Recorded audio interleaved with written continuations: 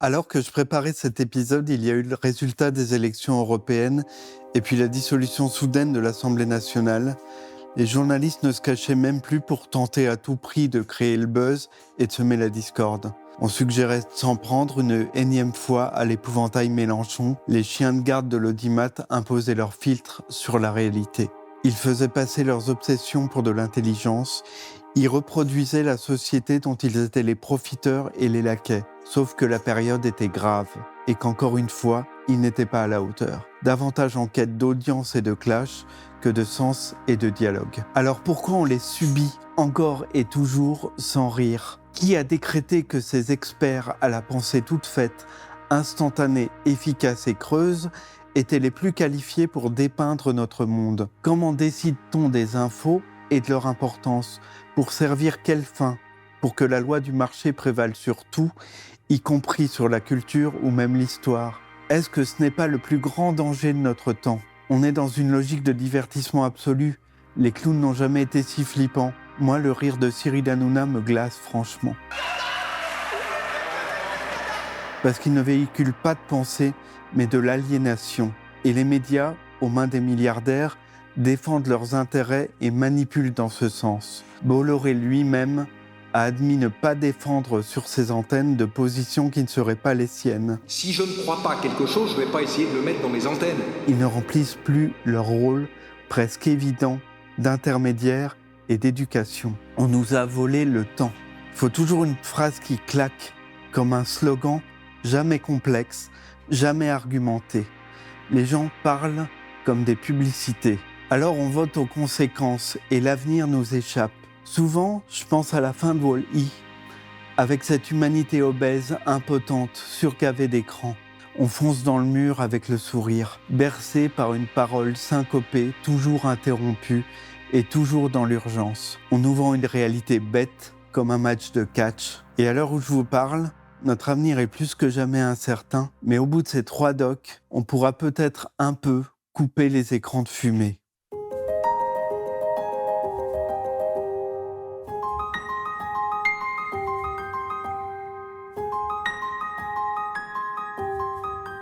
Fabriquer le consentement, c'est le titre original du premier documentaire que nous allons regarder. On le trouve sous le titre français de Chomsky, Les médias et les illusions nécessaires, et il est en accès libre. Il est sorti en 1993 et il a le grain et la patine de ces années-là.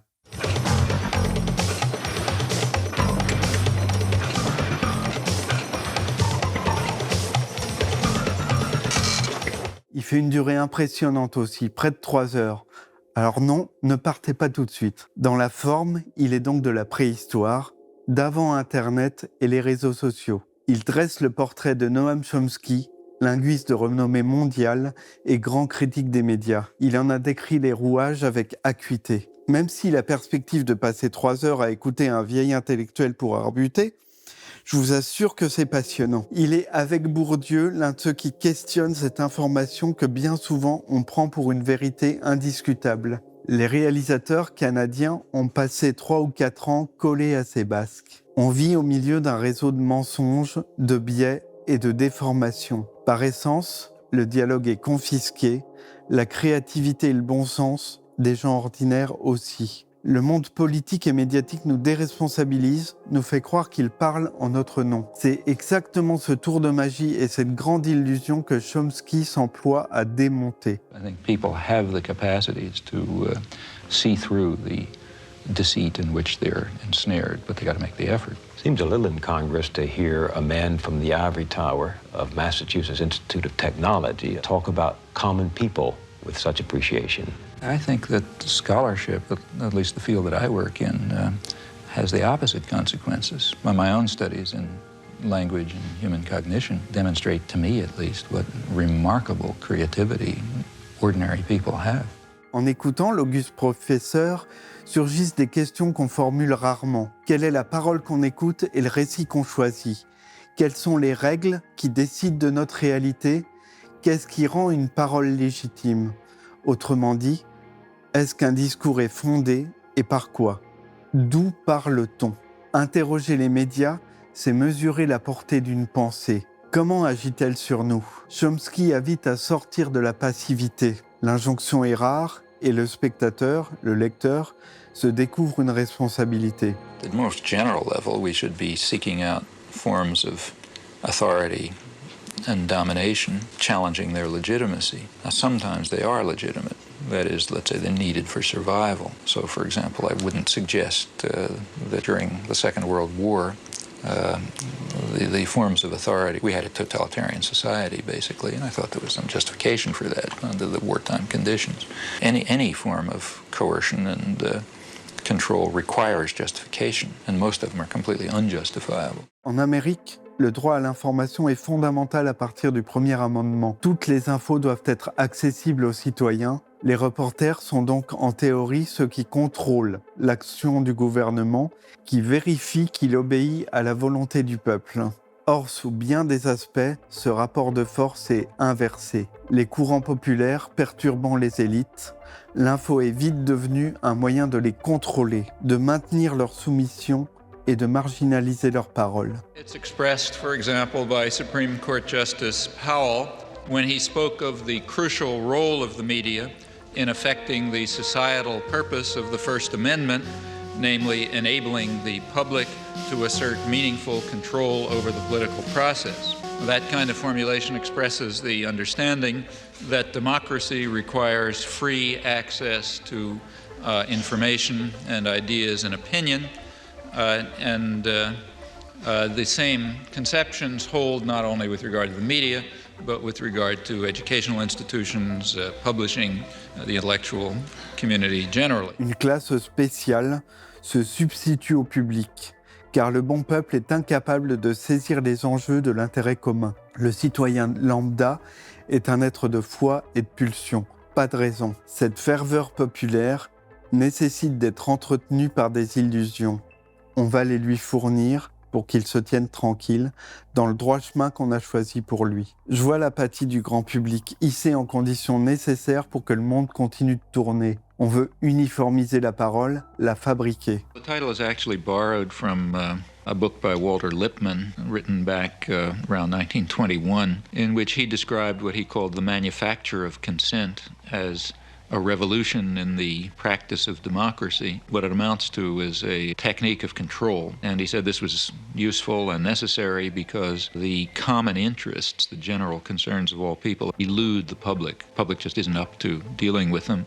And they have to be the domain of what he called a specialized class. Le soutien du public doit aller dans le sens des intérêts du gouvernement, sinon c'est le chaos et l'anarchie. Et on sait ce que l'élite pense des Gaulois réfractaires. Les grands médias, aux mains des grandes entreprises, répandent la bonne parole. En sauvant les apparences, en organisant des débats de surface où tout le monde est d'accord sur l'essentiel, le changement, c'est surtout pas maintenant. Et l'ennemi, jamais au grand jamais, n'est le monde de la finance. Alors on donne le change. On choisit les nouvelles, on fixe l'agenda.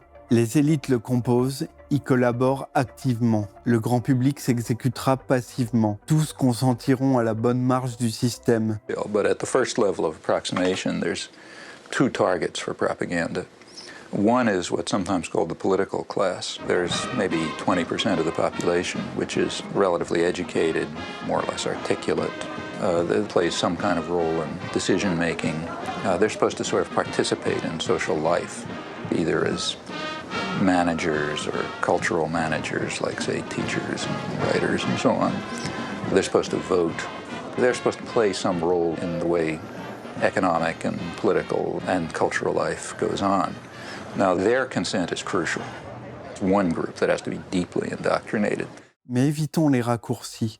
Cette forme de propagande n'a rien à voir avec la droite ou la gauche, ce serait bien trop simple. En fait, la parole d'opposition a son utilité. Elle sert les apparences de la pluralité. Pendant qu'on attise les disputes, on garde l'attention sur l'anecdotique, le système continue de tourner sans aucune inquiétude. Les puissants monopolisent la parole, on ne diffuse une info que pour satisfaire les actionnaires, tout est fait pour amoindrir et ridiculiser les voies alternatives. Un capitaliste, ça ne dort bien que lorsqu'il se sent hégémonique. This is the old cabal theory that somewhere there's a room with a baize-covered desk, and there are a bunch of capitalists sitting around, and they're pulling strings. These rooms don't exist. I mean, I hate to tell Noam Chomsky this. You don't share that. I think it is the most absolute rubbish I've ever heard. You know, it's patent nonsense, and I think it's nothing but a fashion. It's a way that intellectuals have of feeling like a clergy. I mean, there has to be something wrong. Les médias sont là pour faire diversion, pour émousser la vivacité des gens. On a besoin d'opium, du sport, des scandales et des clashs, tout pour occuper le temps de cerveau disponible, tout pour remplir le vide avec du vide, gâcher l'intelligence en la dirigeant mal, en saturant l'espace de bruit, de couleurs et d'exploits inutiles, des récits sponsorisés pour ne rien déranger, endoctrinés dans l'inutile, organiser les JO. The purpose of those media is just to dull people's brains. This is an oversimplification, but for the 80% or whatever they are, the main thing for them is to divert them, to get them to watch National Football League and to worry about, mother with child with 6 heads or whatever you pick up in the thing that you pick up on the supermarket stands and so on. Get them away from things that matter. And for that, it's important to reduce their capacity to think. Je me souviens de Bourdieu qui, lors d'une émission d'anthologie, refusait de répondre à une question et démasquait le peloton de bourgeois médiocres face à lui, censé rythmer et enrichir sa conversation. Je pense à tous ces universitaires, ces intelligences qu'on voit jamais par peur de la complexité. Les journalistes semblent chargés de les interrompre en permanence pour encourager le réflexe plutôt que la réflexion. The US media are alone in that it is you must meet the condition of concision. You got to say things between 2 commercials or in 600 words. And that's a very important fact because the beauty of concision, saying a couple of sentences between 2 commercials, the beauty of that is that you can only repeat conventional thoughts. L'idéal de Chomsky, c'est finalement très simple. Il souhaite une forme d'autogestion métaphysique, ne plus sous-traiter l'information, ne plus laisser son travail à d'autres, éduquer nous-mêmes notre regard. Il y a là une foi absolue dans l'humain et dans ses facultés d'écoute. L'État, lui, compte sur notre paresse citoyenne, notre propension à lâcher la barre. Either the general population will take control of its own destiny and will concern itself with community interests, guided by values of solidarity and sympathy and concern for others, or alternatively, there will be no destiny for anyone to control. Il y a un doc qui m'accompagne depuis plusieurs années. Quand je l'ai découvert à sa sortie, il m'a rappelé l'impertinence qui me plaisait tant quand j'étais au lycée, celle du Canal de la Grande Époque ou Charlie Hebdo, ou même un peu à l'outrance de Michael Moore. Les nouveaux chiens de garde de Yannick Kergoat et Gilles Balbastre est adapté du bouquin de Serge Halimi. C'est une piqûre de rappel.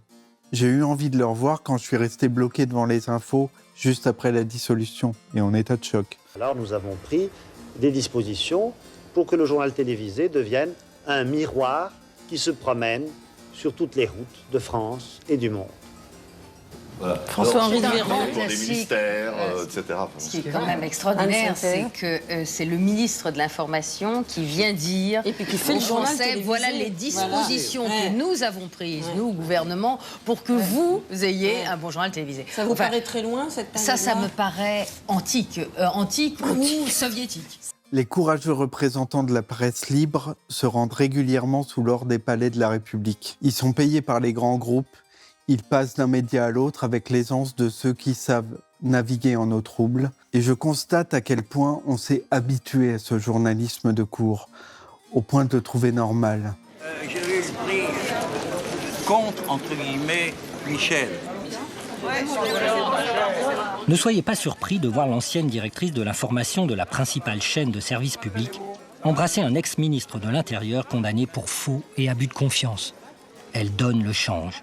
Derrière ces embrassades, ces sourires de convenance, les journalistes sont en embuscade. Les représentants du 4e pouvoir savent bien que l'indépendance est une lutte de chaque instant. Comprenez-moi bien, j'aime pas qu'on cherche la jugulaire et le scandale en permanence, mais cette connivence est suspecte et un brin ridicule. On est certes dans le pays de l'égalité, mais aussi dans le pays des courbettes. Les courtisans sont passés maîtres dans les précautions oratoires. Ils ne doivent pas attiser la colère du prince sous peine de disgrâce. Les résultats de l'économie française sont plutôt meilleurs que ceux des économies voisines.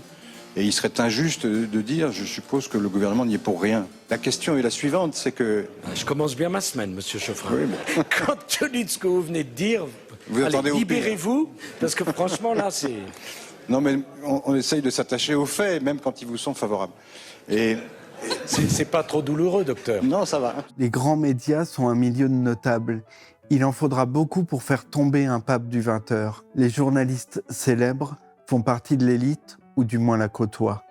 Ils sortent du même moule et des mêmes écoles, ils fréquentent les mêmes lieux et sont élevés dans les mêmes usages. Ça pose un problème, et il est de taille. Comment parler pour le peuple et être son intermédiaire quand on ne partage aucune de ses préoccupations ? On est ici devant une logique de classe, loyale et familiale. Les vedettes de la télévision sont proches des patrons et des politiques. Et c'est à eux que va d'abord leur allégeance, puisque bien souvent, ils dépendent d'eux. On ne mord pas la main qui vous nourrit, comme dirait Cyril Hanouna. Si on s'intéresse à ces journalistes vedettes, ils sont en fait assez peu différents des politiques, mais aussi des patrons avec lesquels ils partagent de nombreux traits sociaux communs. Ils viennent des mêmes milieux sociaux. Si on regarde les journalistes connus en France, on aura beaucoup de mal à trouver un fils d'ouvrier, un fils d'employé ou un fils d'agriculteur parmi eux. En revanche, des enfants de médecins, on en trouvera beaucoup, des enfants de diplomates, voire des enfants d'industriels. Alors ce sont des gens qui viennent de milieux semblables, ce qui permet une certaine familiarité entre eux, et puis ce sont aussi des gens qui ont suivi les mêmes formations. Ces journalistes vedettes ne sont pas des journalistes ordinaires et ils sont assez proches des politiques et des patrons qu'ils interviewent. L'emprise des milliardaires est considérée comme naturelle. C'est la même logique monopolistique que j'évoquais dans le Doc Doc Doc consacré aux ultra-riches. Et ouais, je m'autocite comme BHL. C'est un club et un monde très fermé. En France, l'endroit pour se réunir est même identifié. Ça s'appelle le siècle. Les derniers mercredis de chaque mois, les gens puissants des domaines médiatiques et politiques peuvent s'y retrouver. C'est ainsi qu'on s'ajuste, qu'on socialise et qu'on apprend l'autocensure. Le siècle est un club privé dont les membres sont recrutés par cooptation au sein de l'élite française. Patrons, hauts fonctionnaires, journalistes, intellectuels, hommes politiques, chacun y observe une règle d'or. Rien de ce qui se dit à l'intérieur ne doit être répété à l'extérieur. À l'abri des regards indiscrets et en toute indépendance, les stars des médias apprennent les mœurs du pouvoir et tendent l'oreille à leurs préoccupations. La propagande, véhiculée par ces figures d'autorité, devient parole d'évangile et ses apôtres, spécialistes et sachants, vont se relayer sur les plateaux pour la défendre. On a grandi avec eux, on a connu toute une dynastie de Duhamel, on subit le zèle d'un Christophe Barbier ou l'un de ces soldats interchangeables qui répètent les mêmes idées en boucle. On s'est habitué à l'omniprésence de leurs discours dociles, et même si on les désapprouve et même s'ils nous agacent, on subit leur influence en permanence. Ils sont présentés par leurs titres académiques et universitaires, jamais par celui des grandes entreprises où bien souvent ils ont leur couvert. La collusion avec les milieux d'affaires est à peine cachée. Les bourgeois parlent aux bourgeois et rarement dans l'intérêt des smicards. Michel Godet est tout à fait représentatif de cette trentaine d'experts omniprésents dans l'espace médiatique. Comme lui en effet, presque tous siègent au conseil d'administration de grandes entreprises, collaborent avec des banques, conseillent des fonds spéculatifs. Pourtant, ce ne sont jamais ces fonctions-là qui sont mises en avant. Lorsqu'ils sont invités dans les médias, c'est sous leur titre universitaire que les journalistes les présentent. On égalise le discours et les canaux d'information. Le journal de référence, Le Monde, devient doucement néolibéral. Tout se passe à bas bruit. Le lexique est réduit à quelques éléments de langage. Les plus habiles à les tricoter ensemble seront les plus invités. Mais ils ne voient rien venir.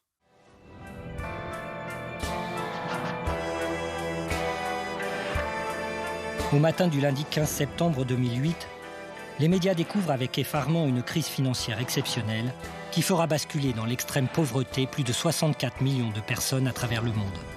Trop occupés à faire la promotion des lendemains qui chantent de la révolution libérale, leurs experts préférés n'ont rien vu venir. La crise financière de 2008 a été une surprise, de même que la montée de l'extrême droite est toujours dans un angle mort. Ces gens sont conservateurs et rien pour eux ne change. L'optimisme et l'indulgence sont de mise. La vraie critique est marginalisée, ce qui la porte bien souvent invisible. Même la provocation ou l'impertinence peuvent être récupérées. On va stopper des émissions trop insolentes, on va virer des humoristes, récupérer ceux qui sont sensibles aux honneurs et les faire rentrer dans le rang. Ceux qui restent à l'antenne sont les plus souples et les plus malléables. L'un de ceux qui a le mieux réussi est Philippe Val. Son label de chansonnier libertaire lui a permis dans les années 90 de prendre la direction du journal satirique Charlie Hebdo. On le voit, tard dans la nuit, en compagnie de Michel Field, se vanter de ridiculiser TF1. Et vous les avez complètement menés en bateau. Ils se sont fait baiser la gueule. 20 ans plus tard, et médias en bref, en France, Jean Lucas... Philippe Val est placé à la tête de France Inter par le directeur de Radio France, Jean Lucas, lui-même directement nommé par le président de la République, Nicolas Sarkozy. L'ex-chansonnier s'empresse alors de licencier les 2 humoristes de la station, jugés impertinents par le pouvoir en place.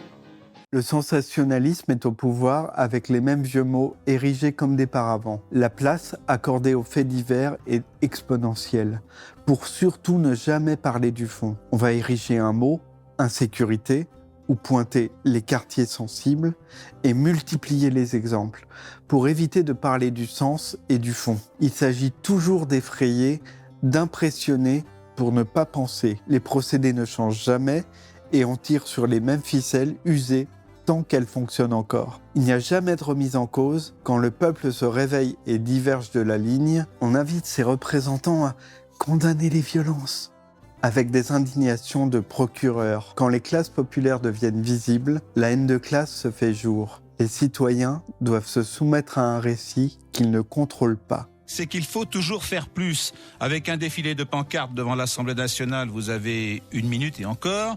Une séquestration 2-3 minutes. Et si vous dites « attention, tout va sauter », vous pouvez espérer faire péter l'audimat. C'est un ras-le-bol. C'est de la colère. Oui, c'est de la colère, c'est un ras-le-bol et effectivement, je pense que ça va se développer. Et comment lutter contre ça? Comment essayer de l'empêcher? Est-il légitime ou scandaleux pour des ouvriers au bord du licenciement de séquestrer un patron ou des cadres dirigeants dans leur bureau, même sans violence, même en les libérant assez rapidement?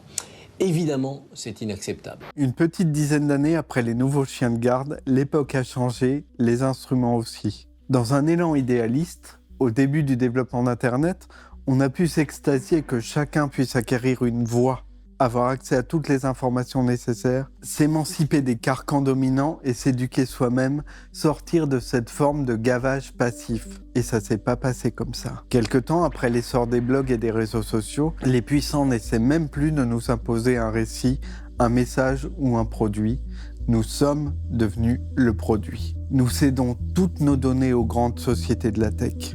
Nous leur avons donné les clés de notre psychologie même. Cette ultime capitulation vaut des milliards. Avec le scandale de Cambridge Analytica, évoqué dans The Great Act sur Netflix, nous assistons à l'invasion ultime de notre intimité. Began with the dream of a connected world. A space where everyone could share each other's experiences and feel less alone. It wasn't long before this world became our matchmaker, instant fact-checker, personal entertainer, guardian of our memories, even our therapist.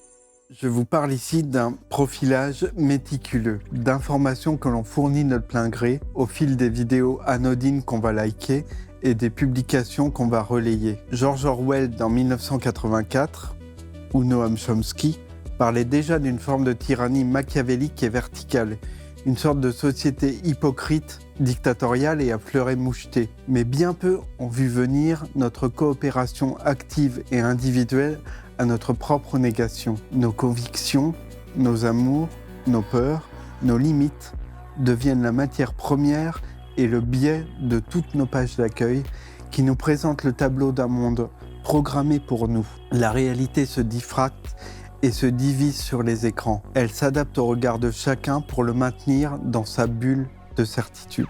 All of my interactions, My credit card swipes, web searches, locations, my likes. They're all collected in real time and attached to my identity, giving any buyer direct access to my emotional pulse. Pendant la campagne de Trump en 2016, $1 million étaient dépensés chaque jour pour faire basculer des électeurs dans son giron. L'information et le ciblage des pubs étaient transformés en armes de renseignement. Il y avait 5000 critères et points de données pour chaque électeur américain. We saw the fallout of our filtered realities in the 2016 election. The real world became a deeply divided record site.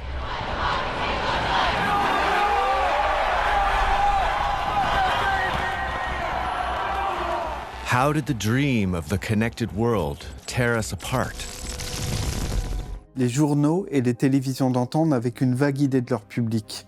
Là, on leur fournit une radiographie de l'âme de chaque votant, minutieuse et précise. À travers ces innovations technologiques, nos réactions sont à vendre et devenues marchandises. Les géants de la tech vont les fournir aux plus offrants. On en verra les premiers effets avec la campagne de Ted Cruz aux États-Unis, puis avec le Brexit, servant de répétition à la victoire de Trump. When I first started looking into this whole web of links between Cambridge Analytica and Brexit, I emailed Andy Wigmore, who is an associate of Nigel Farage. I sort of said, oh, can we go for a coffee? I'm really interested in technology and campaigning. And then he just laid it all out. J'hallucine devant ces pyromanes, ces semeurs de chaos, prêts à détruire le monde pour le refaire à leur image. So Andy, he was just showing me all the photos on his phone. We had such a good time, old Donald. And I was like, well, how did the introduction to Cambridge Analytica come out?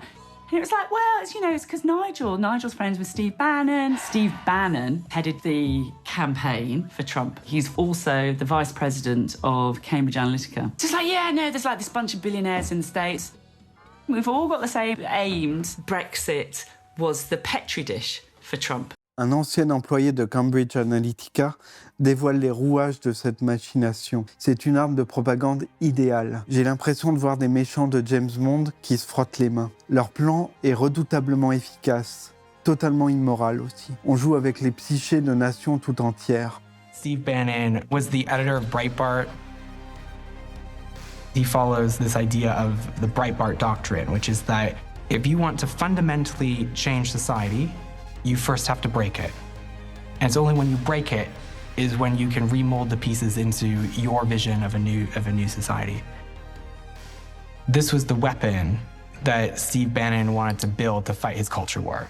La première chose que je fais le matin, c'est de saisir mon téléphone, voir mes notifications, voir ce qui s'adresse à moi dans les reflets du monde. Ça ne peut que fonctionner. Comme la pornographie ou les machines à sous, ça joue sur des pulsions sombres. Peu importe que les nouvelles soient fausses, peu importe que plus personne n'ait d'intimité. Qu'avons-nous à cacher de toute façon? Nos données sont devenues plus précieuses que le pétrole et encouragent à fausser l'issue des élections. C'est aussi inévitable que le dopage dans le sport. And the idea of a company conducting large-scale analysis of a population and then identifying the triggers that people have in terms of what's going to move them from one state to another state.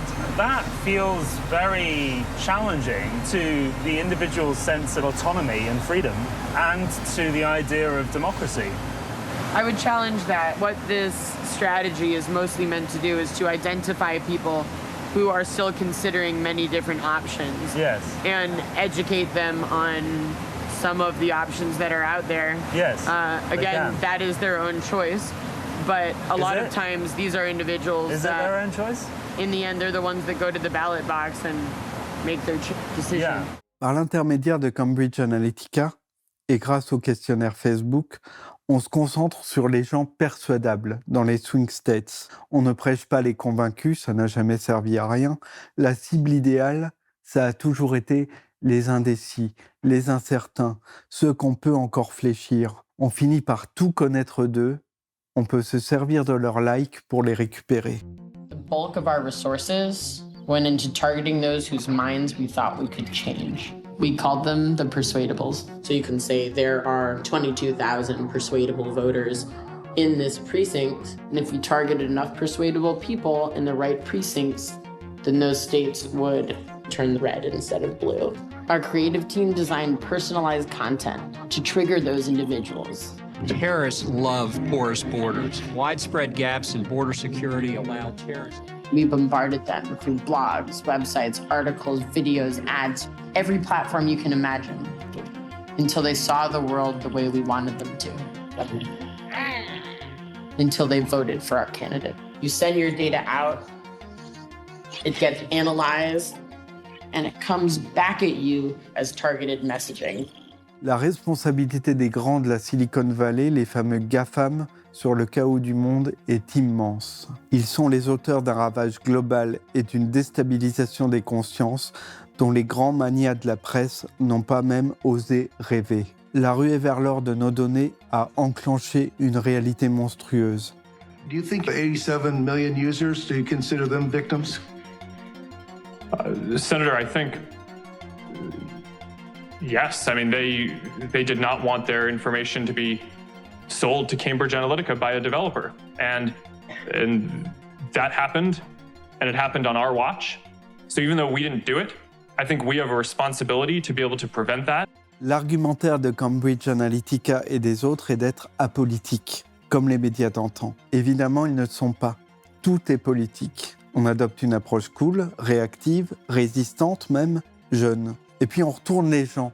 On influe sur leur comportement et sur leur vote. Des campagnes politiques partout dans le monde ont voulu profiter de l'aubaine. Je contemple avec ce film l'apparition d'une nouvelle arme d'information massive, parfaite, dont nos données sont les munitions. La méthodologie jadis employée pour influencer les populations hostiles, en Irak ou en Afghanistan, a été détournée à des fins politiques en Angleterre et aux États-Unis. On distille le poison sur les réseaux sociaux, on le regarde se propager avec la complicité consciente ou non de chaque utilisateur. It's PSYOPs.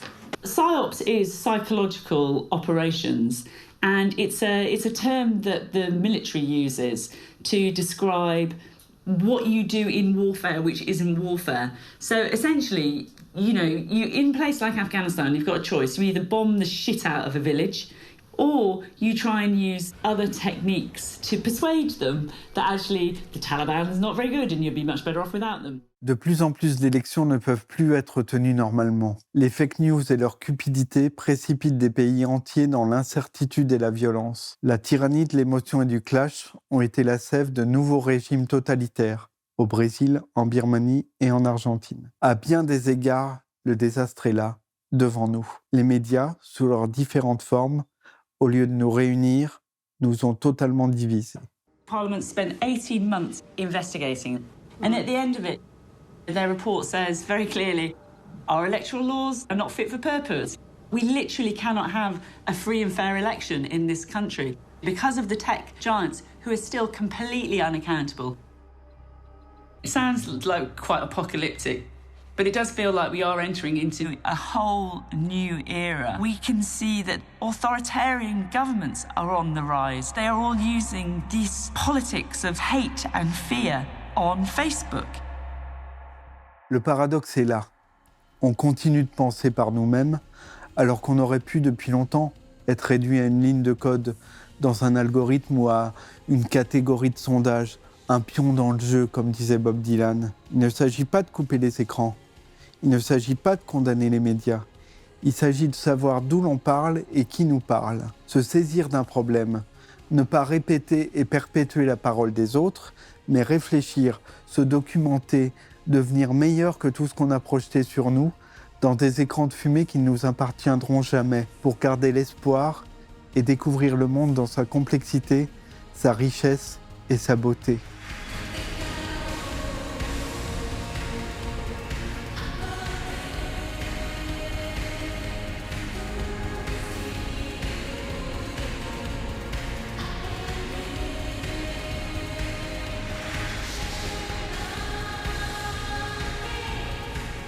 Pour suivre les disciples de Chomsky, de Bourdieu, les éditos de Denis Robert, les interviews de Soumaya Benaïssa, pour regarder Rhinocéros avec Loumi et Usul, les portraits d'Ost et Maudit, parler de la fin d'un film avec Pacôme. La France a peur, certes, mais il y a encore l'espoir. Découvrir le visage des gens de France qu'on n'a pas regardé en face depuis si longtemps. Alors si vous aimez tout ça, abonnez-vous à Blast et au mois prochain pour un nouveau Doc Doc Doc.